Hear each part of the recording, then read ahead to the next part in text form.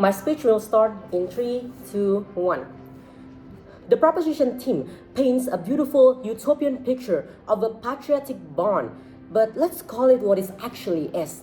It is they are attempting to solve a crisis of educational affordability by forcing an 18-year-old to sign away their future freedom, locking them into a low-wage domestic job just to pay off a debt they never should have had to incur in the first place. Good evening, respected judges and everyone present. Before I start this debate, I would like to give the team split.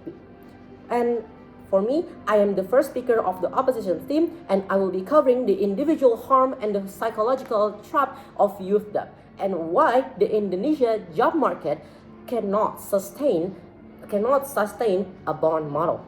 And then for the second speaker, he will be focusing on macroeconomics and systemic failure. And for the third speaker, he will be making conclusions of all the things that we have mentioned in these motions, and the things that and to prove why the opposition team should win this round.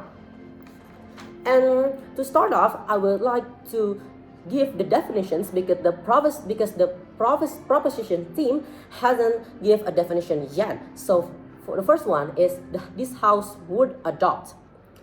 It is to create a regulatory framework and to be executed in the designated countries. And then the student loan mechanism. Student loan mechanism is a financial instrument where money is provided upfront by the government to cover up the educational expenses. But the students needs to be settled it post graduation or after the students graduate. And this is also the points that I want to make. Why? Because proposition team is like trying to shift the definitions to a patriotic work bond.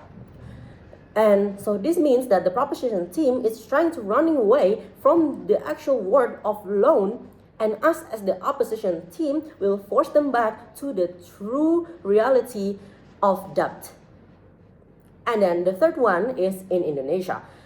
So this is the specific socioeconomic reality of Indonesia. It is a massive informal economy, unequal regional job markets, and low entry-level minimum wage, or what we usually call it as UMR. And the existing of UKT system is poorly developed. And so any mechanism adopted must work to here rather than we're making a base reference on a highly developed intelligent countries like Singapore. And then this also brings us I also going to give the proposition teams my rebuttals. I've already up 3 rebuttals, and my first rebuttals is that on the statement of scholarship are limited and middle class is burdened. The proposition team logic is self-defeating. And if the government has the whole immense fiscal and administrative budget of a big budget to build massive national students loan bank and a bond system, then why not just reallocate the exact same budget to expand KIP directly or subsidize the UKT system? Well, the money exists, but the proposition team simply choosing to channel it through debt instead of welfare. And then for my second rebuttals is the statement of preventing the brain drain and keeping the smart individuals in Indonesia. Well, you cannot trap talented people by holding their degree hostage. If you force a top tier or a very genius engineer or a tech graduate in Indonesia and to stay in Indonesia and under a work bond where entry levels salaries are notoriously low, well, you don't spark productivity.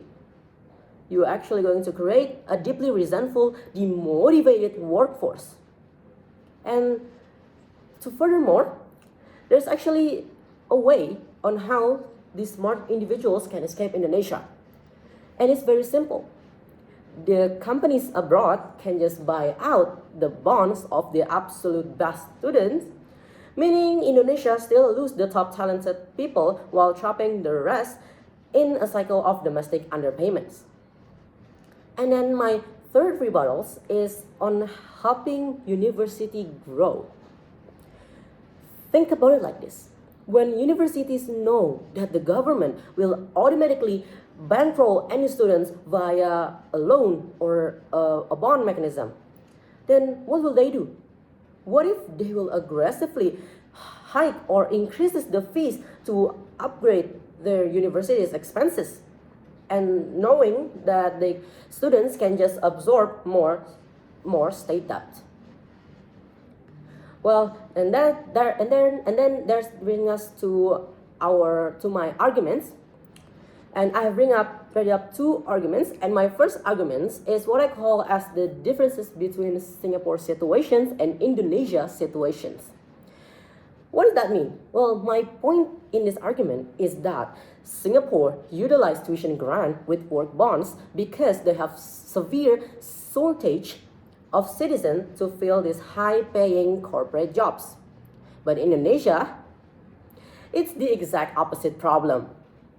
We are in a state of super competitive for corporate jobs.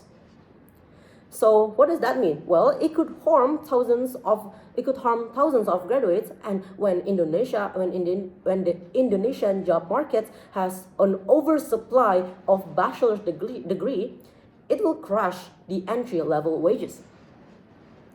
And then if an employers or a company know that they cannot live and must find a job to pay back the bond, this gives the corporations to make up poor salaries and working conditions, worsening the exploitation.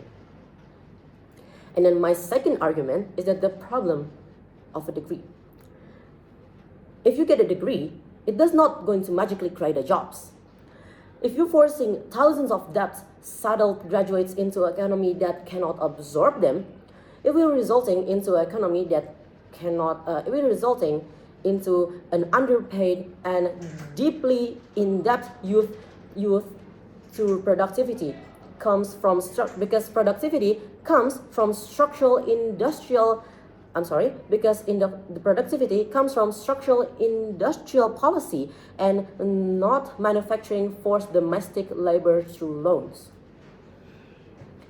Dear judges and everyone present, at the end of the day, turning state into a debt collector will only paralyze the very middle class that the proposition seems claiming to defend or claiming to protect. And because education is a public investment, it's not a commercial loan, and therefore, us as the opposition team strongly reject this motion. Thank you.